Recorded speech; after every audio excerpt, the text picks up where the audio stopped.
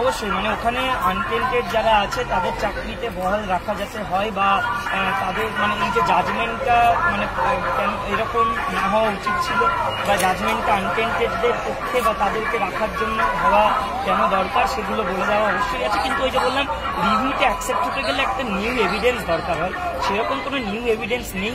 দেওয়া যেত কিনা বা কি দেওয়া যেত সেটা আমাদের সঙ্গে আলোচনা করতে হতো, সেটা আলোচনা না করেই করে দেওয়া হচ্ছে। যারা টেন্টেড ক্যান্ডিডেট দেখা গেল তারা কালীঘাটেও অভিযান করছে, তারাও বিভিন্ন দেখুন গণতান্ত্রিক অধিকার সবার আছে, সবারই চাকরি হারিয়েছে, তারা টেন্টেড আনটেন্টেড এগুলো তো সিবিআই বা কমিটির রিপোর্ট এগুলোর ভিত্তিতে, তাই তারা তাদের লড়াইটা চালিয়ে যাক। সুপ্রিম কোর্ট যদি মনে করে আইনের চোখে তারা যদি ঠিক হয় তাহলে আইন তাদের রেহাই দেবে বা কি সাজা দেবে সেটা দেখবে।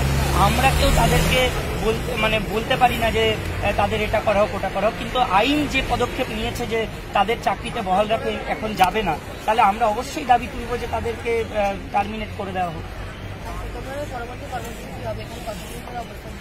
আমরা পরবর্তী কর্মসূচি আজকে সিদ্ধান্ত নিয়ে ঠিক করব, তবে অবস্থান রাস্তায় আমাদের চলবে, আন্দোলন রাস্তাতেই চলবে। আমরা অনশনের দিকে অগ্রসর হব এবং সেই অনশনটা কোন জায়গায় কিভাবে হবে সেটা আজকে আলোচনা করা হবে।